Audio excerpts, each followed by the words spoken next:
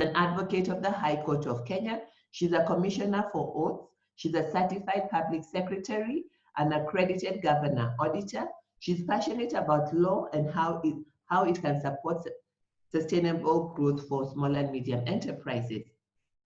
To understand business and enhance her services, she studied business management at Strathmore University Business School and IESE Business School, University of Navarra, Barcelona. Her company is called Damaris W. Gitonga and Company, and their mission is to support clients to prevent, manage, and leverage legal risks so that they can create, preserve, grow, and enjoy their wealth and health.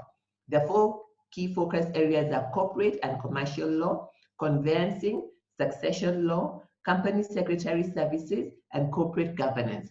Because I don't like doing things that I don't know, I always surround myself with experts, and Damaris is a legal expert. She makes sure that we are on the legal side. So if you harass me in any way, you're going to get to meet Damaris. So she's such a sweet, soft soul. So I'm gonna allow Damaris to just take it away.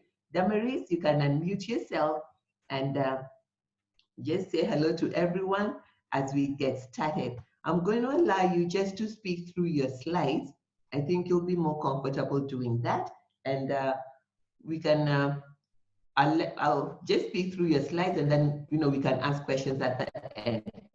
So as Damaris is speaking, I invite you to put your questions. And everyone else. Fantastic, you're here. So people, dear founders, dear people, put your questions in the chat box if you have any. Damaris, you can go ahead. Yeah, so thank you so much, Frida, for this session as we look at the digital marketing mistakes and fixes. It's a great honor for me to be able to do this team of great people. I think as we go into digital marketing, like Frida said, on the cycle of passion and profit, collecting information is what we do when we are marketing. Then we use that information, we disseminate it, and we sometimes store that information. But in that process, we get into the realm of law we call data privacy. So as you deal with people's data, then you need to ask yourself, am I collecting the data the right way? Am I using it correctly? Am I disseminating it correctly? Am I storing it correctly? And this is very critical because now we have the Data Protection Act. So I will just highlight key aspects so that we can engage further if need be. So when you're collecting data, you need to ensure that you have the consent of the owner of that data. The law refers to that person as the data subject. So when you collect my data, I'm a data subject. When I collect your data, you're a data subject. When you collect data, you are a data collector. When you process it, you are a data processor. And those terminologies I know are new, but as you engage.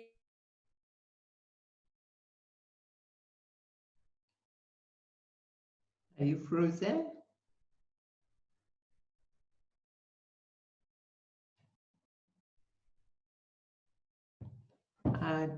Damaris, can you hear us? Are you there? Damaris? It's like she disappeared. Let me just quickly see. Maybe her internet hung. And somebody said, are you there? But that cannot be her. So let's just quickly see here. She's gonna come back, and let me see what we have in the chat session here as we wait for her to come back. And Cynthia, if you can hear me, could you please call Damaris and find out where she's at? Thank you very much. Sorry, Frida, I am back. Okay, there you are. Thank you. Our internet died. I thought so. Karibu sana. All right, no worry. So I was explaining that when you're collecting data, you need consent. But if that data is in a public domain, then you don't need consent. And as you collect that data, you need to ensure that you are not going to use it to prejudice somebody. For example, to malign or do anything with their data. If you're dealing with the products involving children, you need to be careful because these are minors, and you need to incorporate in your marketing system ways of verification of age. You also need to ensure that you are able to get consent from their parents. For example, Frida talked of someone with a kindergarten. If they want to use images or anything around the children to advertise their kindergarten, then they need to ensure they have the consent from the parents. Then there is the rights of a data subject. When you get my data, I have a right to information. I have a right to access that information. I have a right to object to the processing of that data. I have a right to seek correction or deletion of false or misleading data. And I have a right to withdraw consent at any time. And that is why you find in certain publications or marketing material, there will be an icon that says unsubscribe, or something that tells you to consent. So how will I prove that when I collected your data, I got your consent and that I did not stop you from withdrawing? It means in my marketing methodology or whatever I'm using, I have a way of asking you to consent or to unsubscribe. So please take note of the duties of a data subject, because you will need to ensure that you are compliant with that when you're doing your marketing.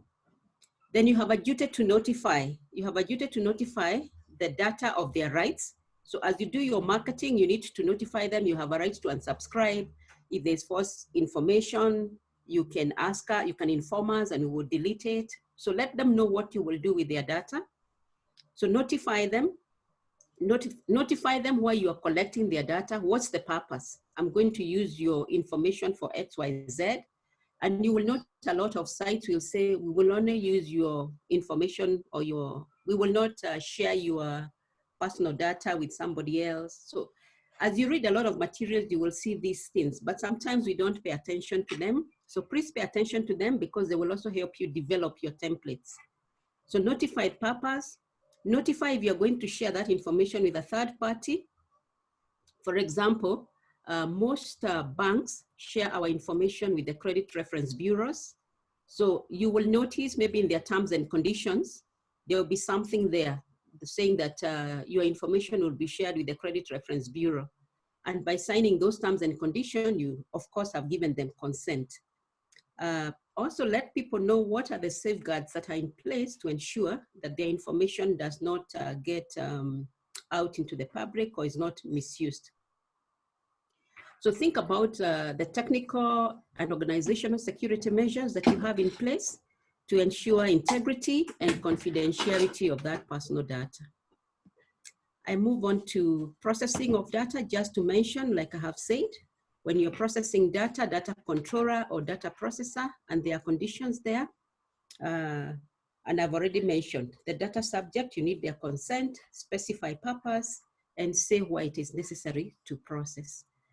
Frida, I can move to the next slide. And if I'm too fast, please let me know.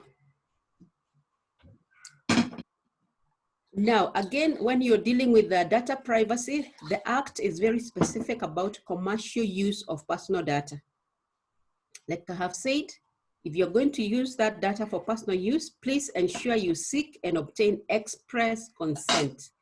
And you will have those icons on your social media where the people whose data you're collecting will say they consent. Please also find out if you're authorized by law. I mean, like I'm saying, certain, like children, minors are very protected. So if you're entering into that realm of children, just be clear about what laws or regulations are around that.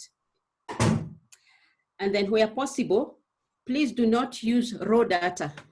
Have a way of making it anonymous so that the data subject is no longer identifiable. For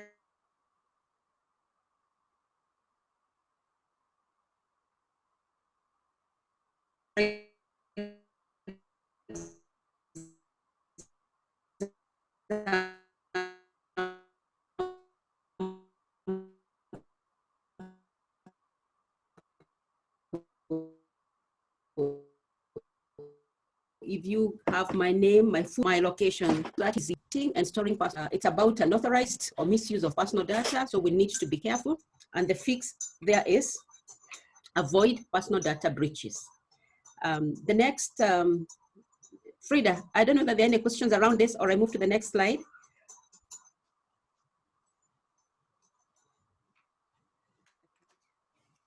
I can't hear you, Frida. I'm saying, and you are breaking up. Maybe if you can repeat a couple of the last slides. All right, sorry. I think our internet is a bit unstable. Let me go back to commercial use of personal data. Commercial use is what we do because we are in business.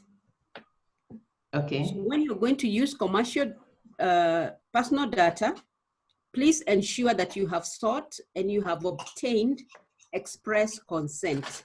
And I said that you should have icons in your social media platform where you are sure that people have clicked and they have given you the consent. And then you also need to,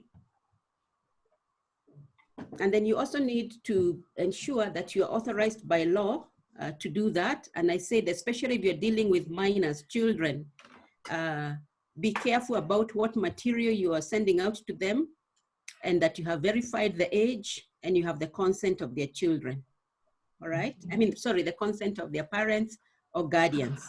Okay. I also said where it is possible, you should not use raw data. You need to use it in a manner that you cannot easily identify the owner of that data. And I gave an example. If you're having the full name, the location, the address, maybe the email, the phones, you need to ensure that that information is packaged in a way that you cannot easily say this is Damaris or this is Frida, so that I'm no longer identifiable on the basis of the data that you have collected, but you will use it to determine your marketing target group or whatever it is. And I said the way to ensure compliance is to ensure that you do not breach this requirement. Now, I said this act is very new, so there are still a lot of things that are under process, but it is good to ensure that you comply, because in the world of digital marketing, you are also going to be crossing borders. So there are also laws that apply to data protection outside Kenya. Okay. So the next, there's a question here. There are a couple of questions. One says, Damaris, what do you mean by public domain? Public domain, for example, is information that is in a research or published research, or information on government websites that is available to the public. For example, details, for example, we own companies. A lot of us have registered companies. If you go to the company's registry, you can be able to, for example, do a search and get, this is the name of, this company is owned by Frida, these are the shareholders. That's information in the public domain. But even the manner you use it should still be in a way that does not prejudice the owner of that information. Okay, and somebody's asking, can any regulator force you to disclose the data subject? Can somebody force you to? You cannot be forced, but if, for example, there is a criminal matter or an ongoing court matter, then you'd be summoned and it would be very clear why you need to disclose that information. But even then, you would have to inform the data subject that you have been asked to supply the information to court.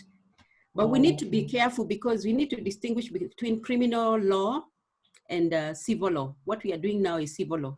In criminal matters, sometimes the investigating officers can be able to obtain warrants, come to your house and collect data, or pick your laptop and go with it. As long as you can show that that was done within the law, there's nothing you can do about that. And there's one more question. Abdia says, hello, Damaris. I noticed that every time one visits a building, you are required to leave your information with the guards, including a personal ID. Please share your thoughts on this and also misuse of such data. Yes, I think that is a very controversial issue, and I know it has been raised elsewhere, because the question is how do we have no way of knowing that this information is protected. But I think the reason they use is that they say the purpose is for security, for being able to track if something happened, if you lost a document.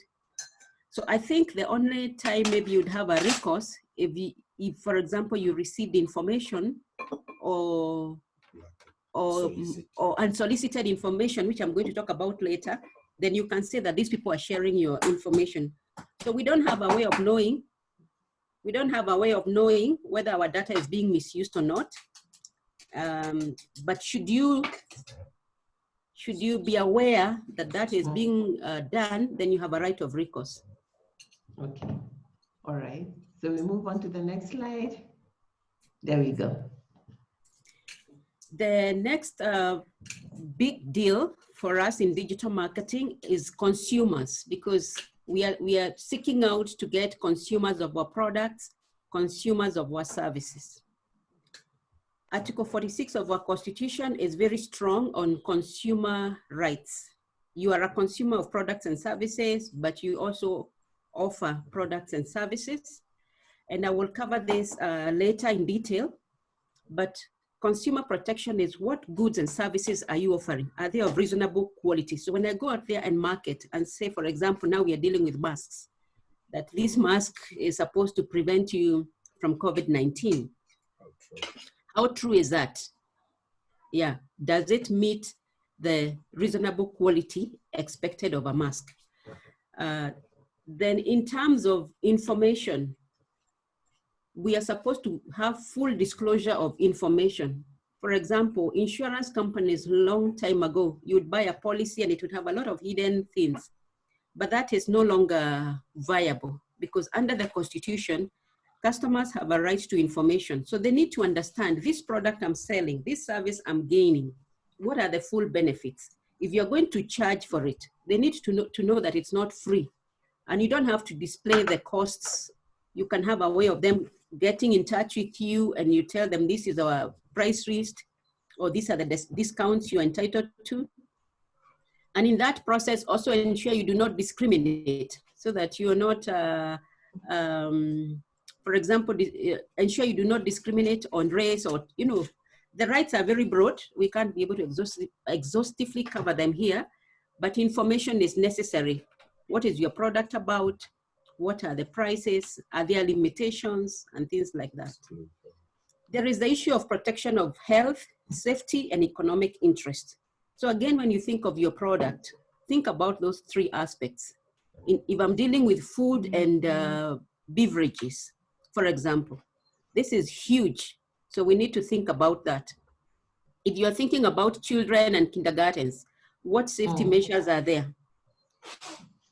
And then there is the issue of compensation for loss or injury arising from defects in goods and services. So we need to know that if we market a product and say, for example, it will take care of your joints, and it turns out it doesn't take care of our joints, then we can be sued and we can be asked to compensate for defects in our goods and services. So in short, we need to be authentic, we need to be true, we need to be real in our marketing. I've also mentioned about estimates. Sometimes when we are marketing, we say our prices range from X to Y. So be careful about that, because the law also does protect consumers from charges that are excessive. And I have pointed out there, it is illegal, for example, to charge a consumer an amount in excess of 10% of the estimated cost or price. So be careful about your pricing and what you're putting out to the customers, so that after you have attracted them, you then don't change your price drastically. It has to be reasonable and within what you have been marketing.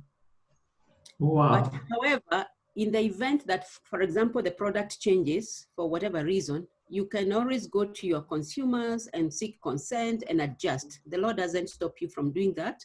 What it stops you from doing is adjusting without their knowledge, without their information. So you cannot surprise, in other words. What?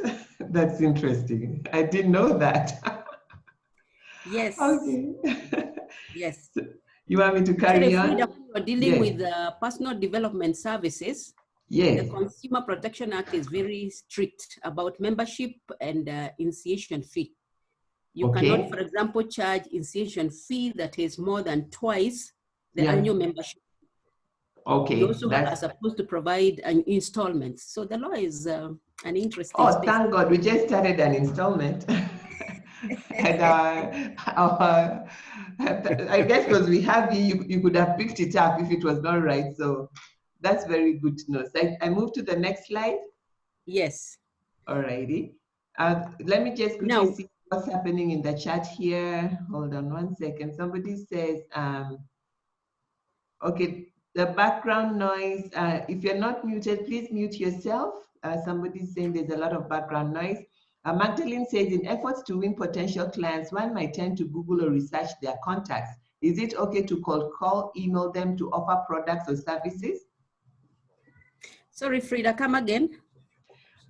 Magdalene is asking, in effort to get potential clients, you will Google. One might Google or try to research for their contacts. Is it okay to call these people once you get their contacts to offer products and services? Yeah, if that is public domain, if it's in Google, then you can tell them you got the information and this is what you provide. That's okay. Okay, fantastic. All right, you can carry on. And yes, Magdalene, you will get the video. The video is being recorded and you will get it. You can carry on, Damaris. All right, I can see there's a question from Zippy asking me to clarify the 10% discount. What Okay. what the Consumer Protection Act provides, for example, I am selling shoes. I say my price ranges between maybe 2,000 to 3,000. But when you come to my shop, I tell you, no, actually, the price is 5,000. Now there's a problem because you have adjusted your estimates by more than 10%. So the law says if you give an estimate, then if you adjust without the consent of the consumer, it should not be in excess of 10%. Okay. As to how practical that is, we escape a lot because people don't know, but it's good to know the truth so Absolutely. that as you do your marketing, you're doing it with knowledge and with information. That's a good And if you one. need to adjust your information, please communicate with the consumer. Say because of, for example, COVID now, we are not able to import things the way we were importing, so our prices have adjusted drastically. So it's about information, it's about communication. The issue is no surprises. So I dealt with general law, compliance on general matters, but Frida, if you go back one slide back. There? Depending on your industry, we have very specific compliance issues. For example, if you're dealing with pharmaceutical products, you need to know what are the requirements from the Pharmacies and Poisons Board, for example. If you're dealing with insurance, you know you are regulated by the regulatory authority. If you're dealing with banking, you know there is the Banking Act, CBK. So is your industry regulated? If it is, please understand the guidelines that operate within your industry and ensure that you follow them, are compliant, or you seek clarification. So also think about industry, think about sector. If you're in manufacturing, if you're exporting, if you're importing, there are very many regulatory bodies, CAFIs, CABs. So be familiar with the regulatory issues within your specific industry. Interesting. All right. Now, the next thing which is tied to consumer protection is what the law refers to as unfair trade practices. Unfair trade practices has to do with misinformation, misleading, misrepresenting, mis-selling. And sometimes we can mis-sell or we can misrepresent without intention. So what you really need to think about as you do your marketing, am I exaggerating? in terms of my quality, in terms of my standards, in terms of my performance. The Consumer Protection Act has a whole section of about 18 instances when you can mislead, when you can misrepresent, when you can deceive. Think about purpose and intent. Think about the condition. For example, you tell me you're bringing in brand new shoes, but they turn out to be used, you know? Or you will tell me the tires are 1 year old, and then it turns out they have been in use for 5 years. So be very careful what information you communicate vis-a-vis what you supply. There need to be some harmony, and there need to be some consistency. And then also in terms of price advantage, you should ensure that you're careful about pricing and what you communicate on price. Yeah, so just think about, am I true? Are my services consistent? Is what I'm giving Damaris the same as what I'm giving Frida? Are there issues there that can expose me so that I'm accused of deceiving one group or one category? And this is really big on mis-selling, because sometimes we are under pressure to increase or make sales, Make money. and we go out there and we give wrong information. You have seen even insurance agents or the salespeople in the bank, they sell you the one thing, then you go and say, no, what I was sold is, you know. But most people don't pursue that because they don't know that they have a right to protest if they were given wrong information. So just think about your information that you're giving out there and ensure that that is, you can defend it. That's the point. Okay. Then B, unsolicited products and services. I know someone asked a question about going to Google, getting my contacts. That's okay. But if you sell to me products, or if you market to me or supply me with products and services I did not ask for, unsolicited products and services, and I use them, then you have no right to demand pay from me because I didn't ask for them. You just thought I needed them and you gave them to me. And the law is very clear that even where the consumer has misused them or lost them, then you cannot go and say that they used. However, there is an exception. If the consumer had a way of reasonably, the word reasonable is used a lot, reasonably believing at the time of consumption that those were their goods or were meant for their consumption, then you can argue. For example, maybe you had been supplying them with goods and products, but they never told you to stop. So you assumed that you have the goods and you supply them and they use. Then you can show, yeah, based on our relationship, they've been consuming these products. So I expected that they would continue using these products. So as you market and as you throw things out to people, be careful whether it will be interpreted as unsolicited products or services. But like I said, ensure you always have an icon where they click to say they are consenting, or you have something that can defend you. So when we do mis-selling or when we supply unsolicited products and services, we risk suffering from claims for refunds and legal action. So to the extent possible, we advise that you desist and you avoid unfair trade practices. They are not healthy for our businesses in the long run. Wow, that is so interesting. I like the way you say desist and resist. You're a real lawyer. Thank you. You use lawyers have very intentional words. Okay. Yeah. So, and the third one is when we are marketing, we will be using other people's materials and products or products developed by others. And this brings us to the realm of copyrights and trademarks. Again, it's a whole question of authority and consent. Copyrights, I know we talk a lot about copyrights. Maybe you have come across Music Copyright Society of Kenya. You're using someone's music to market. You're using someone's artwork. You're using someone's material. So if you are reproducing or you're recording or you're storing, ensure you have the consent of the original authors. You can buy copyrights, people buy. you can get consent. In certain instances, copyrights are actually inherited. I'm trying to use, I don't know, I'm trying to get a layman's language, but we say it's a movable property. It can be passed on to someone's children. For example, if I use, for example, one musician has died, then their royalties will be inherited by their children, and their children will now have copyright.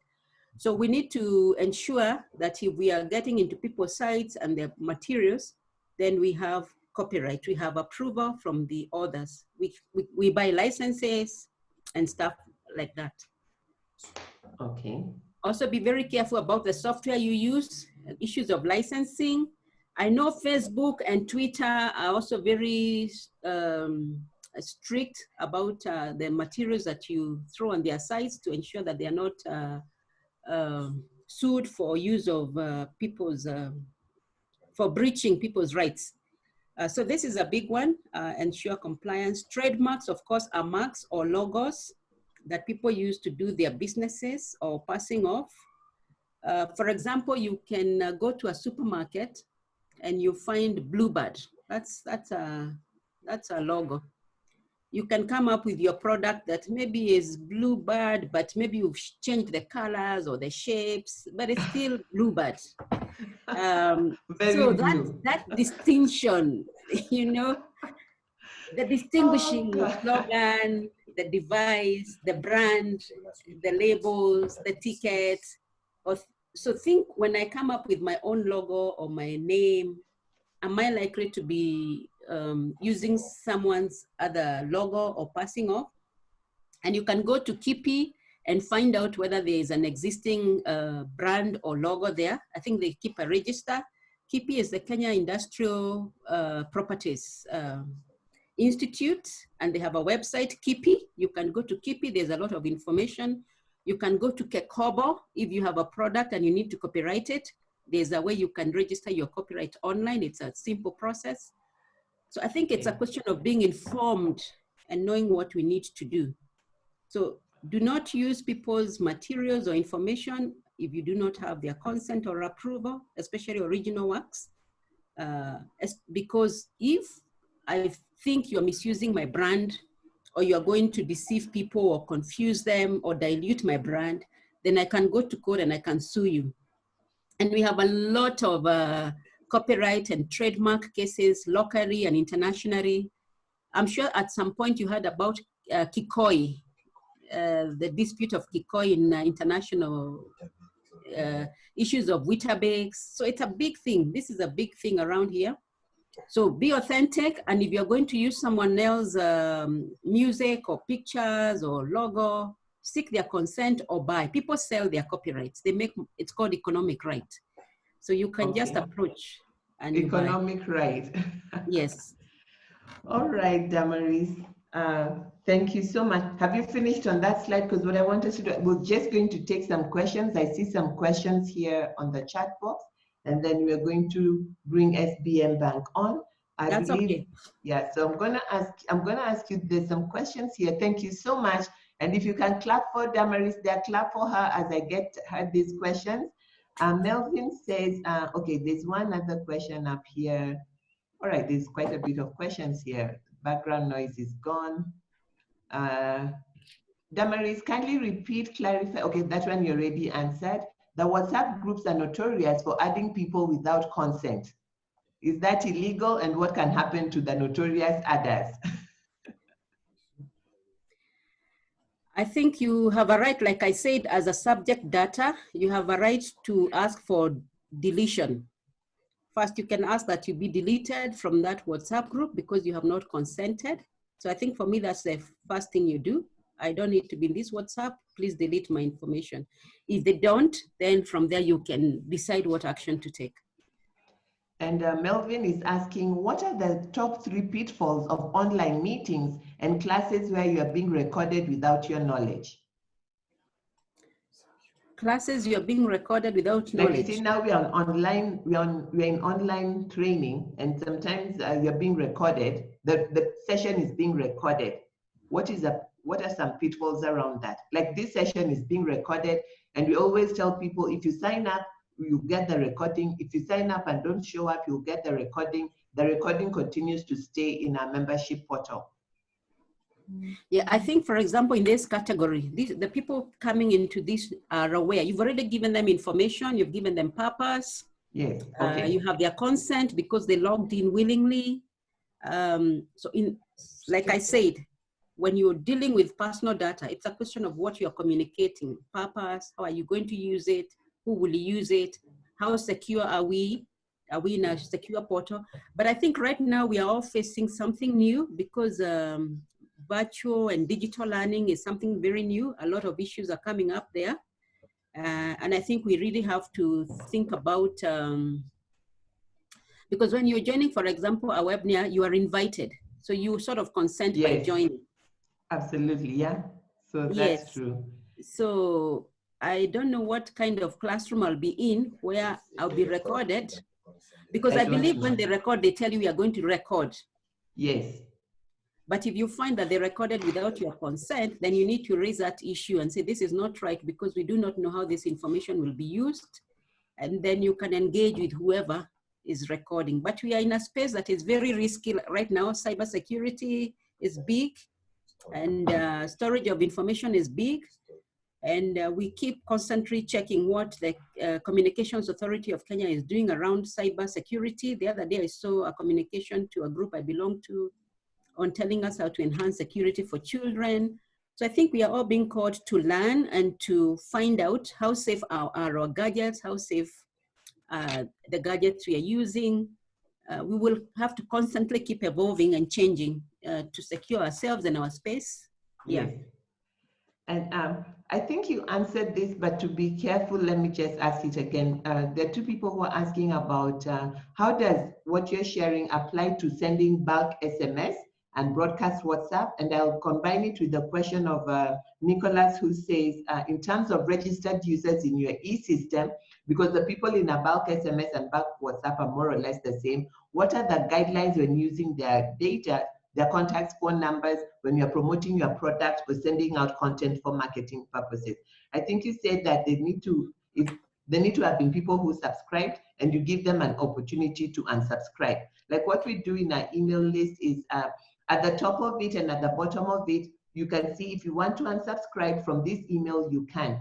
A lot of times people don't see the unsubscribe button and they get offended. But once you have registered for something to do with us, like if you're coming for this event, then you're automatically added into a newsletter. And a newsletter, you will get the recording. But right at the top, we say, if you don't want to receive another email, unsubscribe. And when you unsubscribe, we cannot add you unless you subscribe. Every time you register, you are subscribing automatically. So most of the times when people ask you to subscribe, there's a little checkbox that says that as you're subscribing, you're giving us consent to send you marketing material. So don't get all riled up. I find people get all riled up and frustrated. Oh, these emails are bugging me. Just look for the unsubscribe button and unsubscribe. Nobody's going to take you anywhere. So there's some other questions. So we are getting ready for SBM Bank. Gwendolyn Kinyua says, is there a time limit to copyrights? Yes, it depends on the material. So we need to check depending on what material or product you're dealing with. And I think that we can check on Kekobo. I can check on in the Copyright Act. And yes, depending on what it is, could be 5 years, 10 years. I know for medicine, some are even 20, 25 years. Yeah, it varies. Wow. And I see that people clapping for you here already. And two last questions. And then all the other questions are going to be sent to Damaris and you will get them in your email before you unsubscribe from the newsletter. Make sure you read your email. Melvin is asking, what about the legal requirements on use of free images from sites like Unsplash when you're using for your social media marketing? If the seller has consented and told you it is free and you can use it, then it is free and you can use it because they've already given you consent and that's okay. Okay. And what actions can one take? Go ahead. You're going to say something? Yeah, but just ensure that you're on the right site. ensure that you're getting the information from the correct site so that it's Okay. not a lie, and then you find you're in trouble. All right. Yes. And then John Ronga says, and John Ronga's question is going to be the last one, and then SBM Bank, please be ready for us to switch. John Ronga is asking, what action steps can one take when I realize that my data has been wrongly acquired or misused? So you have a right to communicate with the data collector and find out how they picked your data. Like I said, you have a right to protest. Have they used it for commercial use? Have they gained an economic right? I think those are the things that will then help you in your decision making. If they've just collected the data and they have not yet processed it for commercial use, tell them to delete and not to use it, you protest. But if you sense that they have benefited from that information, then you can find a way of seeking redress and maybe compensation. Okay, thank you so much, Damaris. I see a lot of claps for you here. Please put your hands for Damaris. And I see somebody saying here, Margaret Kimani says, very timely, relevant insights, Damaris. We at SBM Bank greatly appreciate your advice to our SMEs, especially in the new normal. Let's learn and overcome Corona together, commercial Corona together. Thank you so much. And now we are going to have, let's put our hands together for Damaris, and all the questions are going to be answered. We're going to send her the questions, and we'll get you the answers to the questions, and it's going to be in the email. And also her contact is going to be in the email. She's Damaris Gitonga from Damaris W. Gitonga and Company.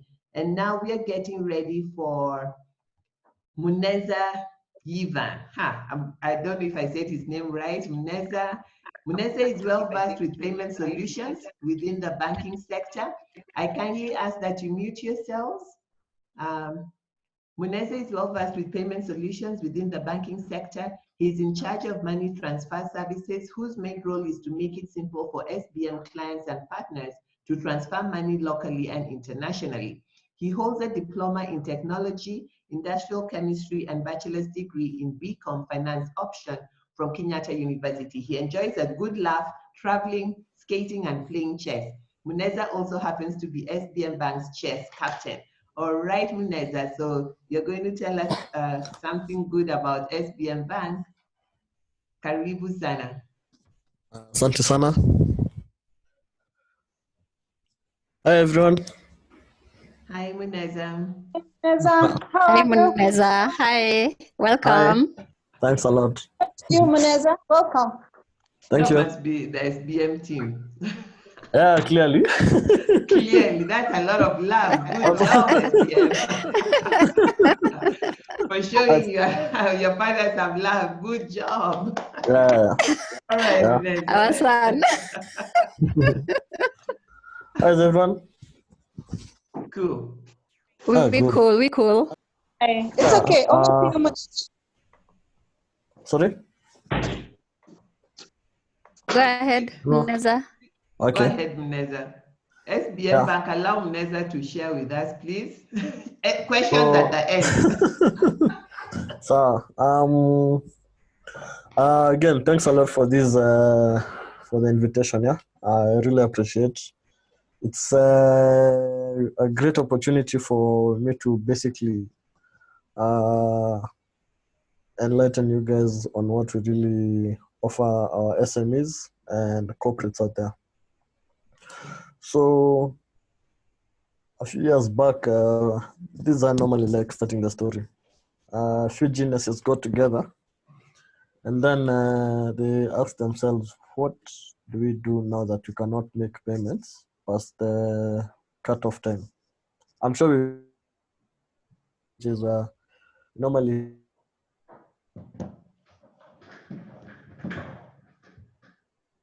It's like you're frozen.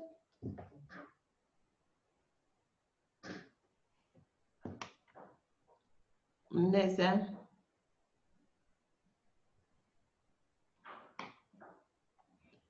Muneza, can you hear us? What? Internet manenos. Let me just Is it in the chat session? Mneza, if you can hear me, all right, we lost Mneza clearly. Thanks, Jerry, for that. Mneza, all righty. As we wait for Mneza to come back, I can do a commercial break. And commercial break is, I like what Damaris was talking about because she has kept us on the legal side, safe on the legal side. And I know many people say that email marketing doesn't work, but believe it or not, email marketing is one of the best ways. Actually, we are still in digital marketing and fixes. Email marketing is one of the best ways for nurturing clients. So what's supposed to happen is you generate leads from social media, and generating a lead is putting content out that will attract somebody to give you their name and email. So people are very conscious about giving their names and emails and phone numbers nowadays, but Facebook has made it possible for you to ask for that. Remember when Stephen was speaking to us, he talked to us about call to action buttons. When you go to Facebook, there are call to action buttons. It will ask you learn more or book now, or there'll be learn more, book now. And learn more and book now are great because when somebody clicks on learn more, you can request for their contacts and then you send it to them on email, or you can do learn more and use Messenger, whichever one you prefer. Or if you have book now, they're booking for an appointment. And this is a good way. You can add 1 or 2 questions. People don't like being asked too many questions at the beginning. For instance, when you sign up for the webinars for SBM Bank and Passion Profit, we ask you if you're a business owner, do you have a bank account with SBM Bank? Because once you sign up for the webinar, you're signing up for 2 things. You're signing up for membership with the Founders Network, which is run by SME Founders Association, or you're signing up for, to open an account or to start a relationship with SBM Bank, because the 2 organizations are the ones that are presenting this. So we are saying, in exchange of us giving you free information, would you please give us your contact so that we start a relationship? So every time you're giving away your contacts, you want to ask yourself, do I want a relationship with this person? It's just like when somebody's asking you for, what do you call it? When somebody asks you for your phone number, if you don't want, you don't give it to them. But if it is something of value, you can give it to them. And the good news is you can take it back by simply unsubscribing, or when they call you, you can say that, I'm not interested in that material, and then you just get out of it. It's a nice way to get people easier than, printing flyers and going to the streets with Kanjo. So we need to be compassionate to one another, especially as business owners, how you treat people who send you emails. I remember 2 weeks ago, every week we send out a newsletter, and I'm just giving you a commercial break as we're waiting for Nessa to come back. And 2 weeks, every Monday, a newsletter goes out with a video for the Thursday session. And now because of COVID, I also add some, either me or one of the CEOs from the organization. We have the CEO for Passion Profit, Dr. Melvin De Lima, and the CEO for SME Founders Association. They write for the 2 companies. That's their passion. The stuff they write about is very aligned with what those organizations do. So after we sent out the email on Monday, the first thing we got was somebody wrote and said, who even told you I want this garbage? And then about 10 other people wrote and said, thank you for this. This is so timely for me. Thank you for keeping up with us during COVID. So the people who said good things were more than the one person who was riled up. The person who was riled up is really simple. I just scrolled to the end of the email and unsubscribed. And business owners, you need to know, no matter what anybody says or does to you, you are a worthwhile person, you are a well-meaning Kenyan doing business. Don't allow one person to crap you up. So just shake it off and, unsubscribe them and carry on. We have a database of 4,800 people. We love this one person who felt we are garbage, but we let her go. So it's all fair in life and business, all right? So Muneza, you're back, thank you. I hope you can hear me now. Fantastic. Yeah. Carry on. I was just entertaining people. I don't know about the banks. I didn't dare talk about it. Karibu sana. Okay, thanks a lot. I don't know what happened. No problem. I restarted my internet. So I think I'll just start from the beginning. Okay. You're going to tell us a story. Yeah, I was. Okay, it was just a background to where I'm coming from. Good. With the whole system and all. So we find that a few years ago, banks never used to be so flexible. Like No. if you needed to make a check payment, you had to do the check payment, before a certain time. You need to cash in your check before 2 p.m., 3 p.m., So you can imagine for someone who's planning to have a wedding on like a Saturday, Yes. and then you just received your check from your boss at around 4 p.m. I'm Now you telling can, yeah. Now you are just there stranded. You can't pay your suppliers. Now you cannot make the love of your life happier. So this is where SBM comes in, because basically it came up with a system called SPS. Okay. And SPS basically stands for Simple Payment Solutions. Basically what the system does, it enables you to make transfers to the bank, or mobile wallets, or even till numbers in real time. What do I mean by real time? By real time, I mean if I make a debit from my account right now, you get your money just there and then immediately. Be it on a Monday afternoon, Saturday night, Sunday morning during service hours, you're able to receive your money. So basically, the system allows you to conveniently upload the payment instruction at the comfort with no manual intervention from the bank. Okay. Yeah. So basically, if you need to make a payment to maybe 1,000 people, 1,000 people in 2005 was quite a huge number to settle in real time. Yeah, you needed to go to the bank, and then the bank would maybe confirm the instructions. Mind you, there are some banks even to date, yeah. If you need to pay 10,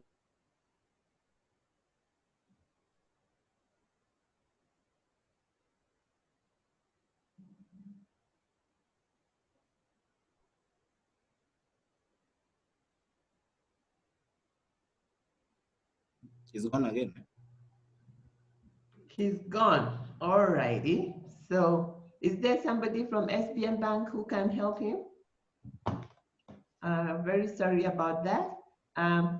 If you have SBM Bank on the line, who can tell us about, yes, ma'am. It's okay. It's Maggie All righty. from SBM.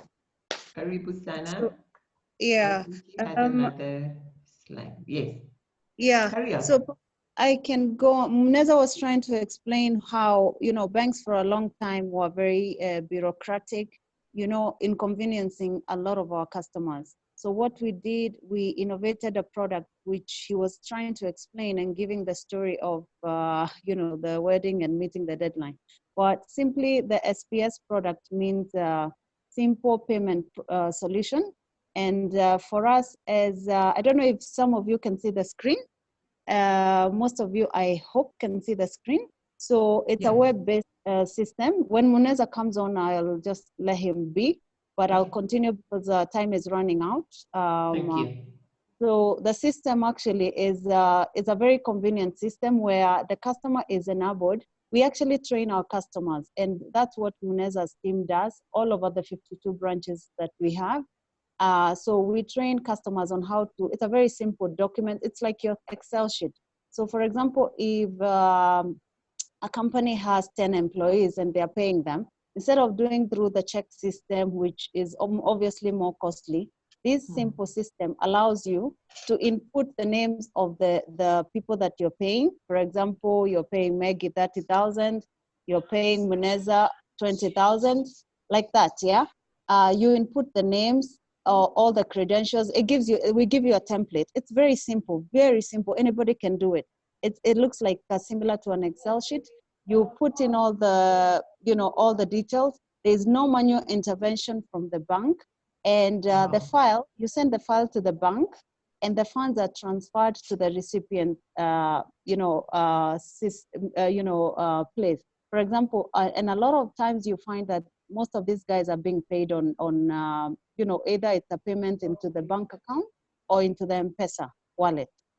So when when you send the file out, as you can see on the screen, the charge is lower. It's not like your RTGS, the normal RTGS wire, you guys call it wire, I believe. Yeah. Yeah, so even for external payments, instead of you paying the usual 100 of shillings that you pay, this system, the simple solution, SPS we call it, it allows you to be paid to be paying less. So it's 150 shillings for external transfers. For example, assume Frida has a different account. It's not from the M-Pesa. It's 100 for internal transfers and 58 shillings for the mobile transfers.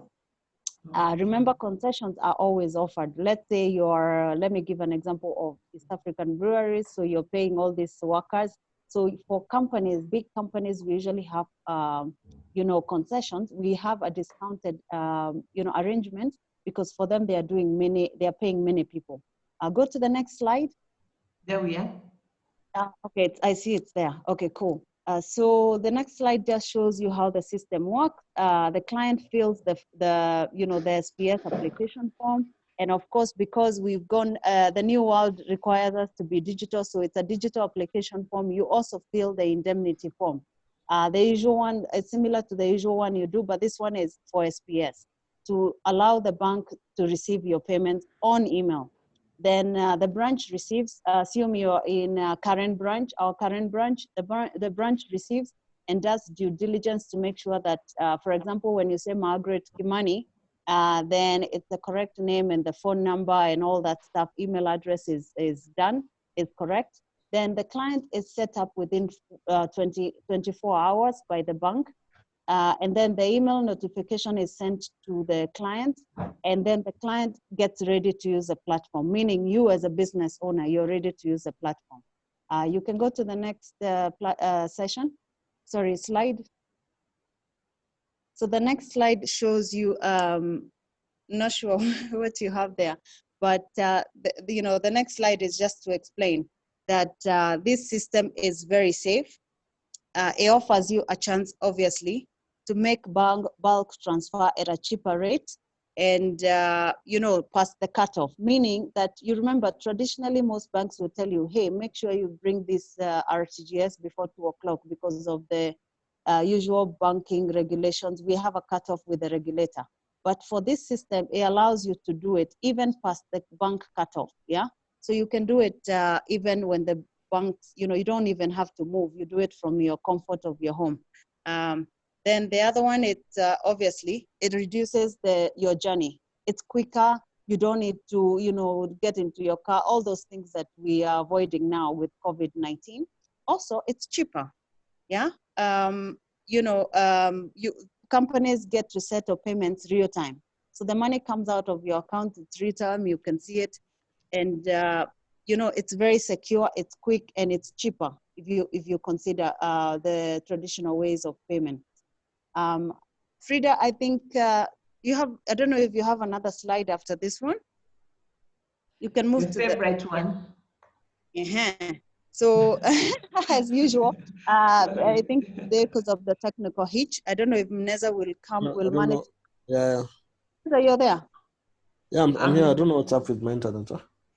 It's fine. Mneza, I've gone through the slides. I don't know if you want to have a closing remark in line with what is on the screen, or you can add something because we have like 3 minutes left. Yeah. Okay, cool. But thank you. Okay, thanks a lot, Maggie. Yeah. Guys, I'm so sorry about the internet and all, but basically, should you require any information about it, I know you guys are having issues with Corona and all. I'm always available remotely or physically. Of course, when we have a meeting, we'll keep a distance of 1.5 meters. But you can always reach out whenever you have questions about the system and all, and I'll be happy to assist. Something just to note something.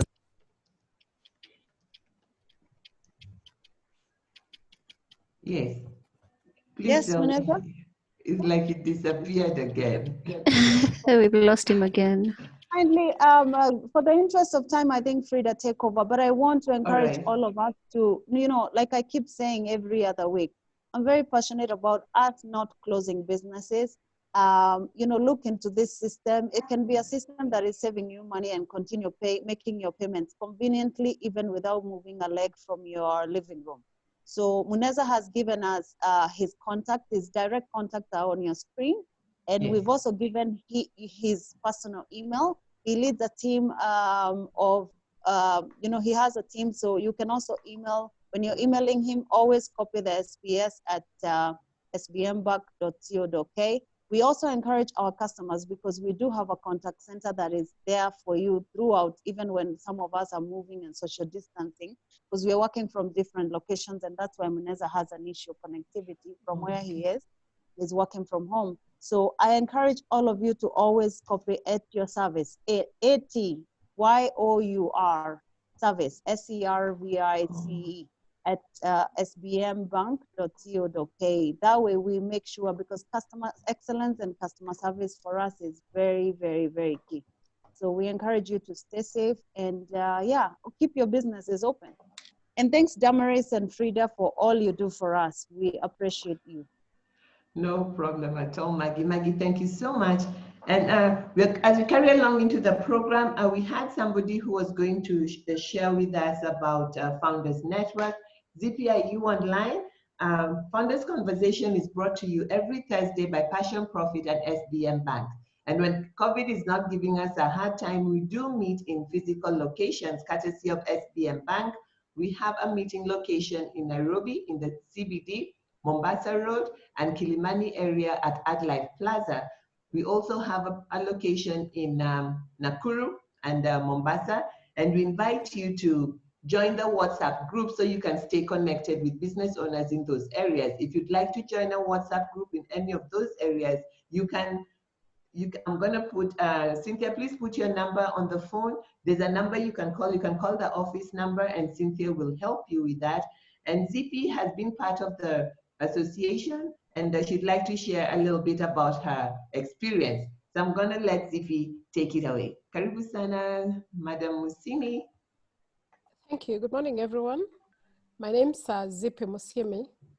I'm delighted to be part of the process of this association, the Founders Network, where we help SMEs to get competent, compliant, and ready to access capital. A lot of times SMEs don't see themselves the way they are. And I want to just let SMEs know that you are at the bottom of, you are the wealth carriers. You are the ones that support economies of nations. When we look back in the post-election days, the reason why Kenya never collapsed and their neighbors were crying is because we have an SME economic power. So please don't underrate yourself. You have the power, you have the value, and you have a process and a response that you feed us on. In these trying times, it is the SMEs, what you call the hustlers, that's really, the wealth is at the bottom of the pyramid. So you're the ones that support economies. So how do we want to do it? We want to tell you that you can do it better, you can do it smarter, you can do more than you ever imagined. So we are here as a foundation to help you, just to show you how can you get competent through training, through needs identification, through coming to you and seeing how can we work together. So we are a collaboration. When you're alone, you don't go very far. When you are part of others, we hold each other's hand and go very far. Number two, in these days and age, government will always work towards compliance. So in every system, governments will come in and say, get regulated, get compliant. So because you all do tenders, because you all do businesses, we want to say, what are the minimal requirements for you to get ready to access capital? People will need certain things, certificate of incorporation, who are your board members, where are the minutes, those kind of things. So as a network, we want to sit and say, who are the ones that are able to access these things and who are the ones that are not able to access? How do you go to the bank? What is required? They are simple ABC, but once you start them, then you have a structure, then you have a system, then you have a process, then you have a people. Because people who give capital, they don't give capital to disorganizations. They want order, they want structure. They are not trying to get into your business. They're just telling you, we see something in you that you are not seeing. So together we are here to say, let's have testimonies, let's move forward. So we do have a 12-month coaching program whereby I have gone through it as a person. I have an SME, 14 years. It's been running for 10 years without my direct intervention. I just give policy directions from very far. How did I do that? I appreciated that systems will work past myself, that structures are important to support what I'm doing, that people need to be aligned to understand what is happening. So as a founder, yes, I'm there, but I've always been remote. But I'm growing, developing people and the business. It's not that there will be no mistakes, but they are better off without me being directly there and having structures than having me to tell them what they have to do on a daily basis. So coaching, particularly this season, has been very helpful because I have a coach that works with me as an SME for 12 months at a price of 6,000 shillings a month. That is not money. What you get is much more value for your business. And then there's a training that we are put together for SMEs that allows you to harmonize yourself. Why are you here? Where do you want to go? And how do you want to go there? So there's a training, and we are still doing it online. We do it over 2 days in the last week of each month. And we can get in touch with you if you want us to give you more information and direct you so that you are trained and coached on a path that is intentional, that gives you the results that you want. What my coach told me is you have two choices. You can have a reason and you can have a result. Both are correct, but I don't want a reason because the reason will not put food on the table. I want a result. And so it's a very intentional, a bit tough, but really nice at the end of it. You don't like her in the beginning, at the end you'll thank her. You also get a peer mentor with you. So I got a peer. He's very helpful. He tells me, here, my dear, you're wrong. Here, you need to do it this way. I tell them where I'm stuck. They tell me where they are stuck. So you have a lateral and a vertical movement in that process. These facilities are available when you're in the Founders Network. The other one is to say is we are working together to see how we can approach financial institutions for discussions on how you can access capital in a structured way. So if you are part of the Founders Network, then you are the early bird. If you're outside the ring, then we will have to invite you. So we want the early birds to be in it. We want you to join the association. There's information how that can be done. Please get in touch with us, and then we will be able to take you through that. Thank you very much and welcome on board. Quick question, Zippy. You said your business has been around 14 years. So why are you coaching? I mean, you're doing well. Why do you need a coach? You never do well. You want to do better. Okay. I want to get to the next level. It's never enough. I coach myself, but I need to be coached. And I'm sure my coach has a coach. Many coaches, by the way. Thank you so much. Thank you so much. So that has been Zippy. Yes, ma'am. Frida, Zippy has said it so well, and I know there's an issue where she raised about capital, and I know it comes a lot in a lot of such forums because these are the backbone of our economy, and we are super proud of our SMEs. But I don't know if you had mentioned, so sorry, we were in a town hall for all our staff with our CEO, so I came in a bit late. But can I excite you guys to let you know that we've opened our unsecured lending, and I think I've mentioned in the forums before, but I like to repeat for the new people who are in the forum. We've opened a 5 million unsecured lending. We are also encouraging our customers who are highly affected by the COVID. For example, people in the restaurant industry, transport businesses, aviation. We are encouraging them to please, we have 52 branches in Kenya, let alone Mauritius. So we are encouraging our customers to actually talk to you, the person who banks you, the relationship officers, the branch managers in the 52 branches. Talk to us because that's the reason we are open. We are an essential services like hospitals. Yeah, we stay open for you guys. So there's no reason why you should suffer alone. We are also looking at restructuring. Remember, there are loan holidays that we are giving, but of course we are talking to customers on a one-on-one basis because you see it's not every sector that is affected. So guys, I encourage you. We're also restructuring. You heard about CBK. We are working with the regulator. We are working with the Ministry of Health to make sure that you guys also stay safe as you bank with us. We are sending a lot of communication. We might not be doctors, but guess what? We have to care for our customers. So we've been sending, if you go to our Twitter handle, if you go to our social media, and even those who are customers, you've been receiving a lot of information about how can you protect yourself? How do you go cashless? We encourage you to go cashless. If you've been banking traditionally, please go cashless, because nobody wants to touch money at this point, because it's a source of, transferring these germs, this coronavirus. So, Frida, I can go on and on and on. But I encourage you guys, you cannot afford to suffer alone. This is a global crisis. And if there's anything we want to be remembered for as a bank, we are not happy about coronavirus ourselves, because we have families as well. You are families as well. But the least we can do as a bank is support our SMEs, because guess what? Corona will not be here for long. Actually, I wanted to go as fast as I can get out. But the least we can do, like Muneza was presenting, is offer solutions that actually cushion our SMEs. Because remember, we are also your customers.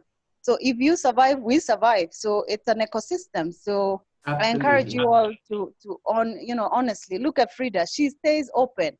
If you call her at midnight, she's open. 6 o'clock, she's not. She's not open at midnight. I'm kidding. I have a life, Margaret. I enjoy working, but I have a life. And thank you so much, Maggie. We have 7 minutes. We need to wind up. Thank you so much. Let's put our hands together for Maggie. Let's put our hands together for SBM Bank for rolling out 5 million unsecured in terms of COVID. Makofi, SBM Bank, Maggie, Muneza, thank you so much. Thank you so much, Damaris, for joining and giving us the legal perspective. And I just want to let you know what's going to be happening next month. We are always thinking of you. We are all ready to, unleash a new series for you in the coming month. Please get ready. And we're going to be having, are you prepared for a new normal? It's kind of like people are settling into this lockdown thing, but we have not arrived at our destination. You know how people, when you're traveling with children, they keep asking you, have we arrived? Have we arrived? So we haven't really arrived at the new normal, but we are on the way. So we are going to have some cool insights and strategies for you. On the 7th, we are having understanding consumer behavior through data and insights. And Edna Thiongo, one of our partners from Breakthrough Consulting, will be sharing with us, and she'll also give us a real cool case study to show you a company that was almost closing, and because of insights, they changed, they turned around, they reinvented their business, and they're still existing and they're growing. So there is hope for you. Do not give up. COVID is going to end, and you're going to be stronger. On May 14th, you're going to have driving performance and productivity in times of crisis by yours truly, Frida Owinga. I've discovered that as we work from home, people think you don't have to wake up and show up. We close our screens, we don't have our makeup on, So if you start getting out of the regular routine of showing up, then your performance is going to drop, your results are going to drop, and Corona will continue stealing the show. So sign up for the 14th. I'm going to be sharing some insights and strategies on how you can drive your performance, your team performance, your family performance, so that you still get the results that you set out to get in 2020. On the 21st, we're going to have a really cool program by Rosette Momanyi, the founder of Sorano. In this program, we only bring you founders, people that are practitioners, not technicians. Technicians are those people who read PowerPoints for you. But here we bring you people who are also SMEs just like you, and their hands are in the trenches. So they sit where you're sitting and they know what you know and what you're feeling. That's why we call it Founders Conversation. And Rosette is a virtual services, she runs a virtual services organization. Perhaps you're working at home and you're feeling overwhelmed with the children and everything. What do you need to do? Personally, I have an executive assistant who supports me coordinating my calendar, coordinating my work, and it is such a relief.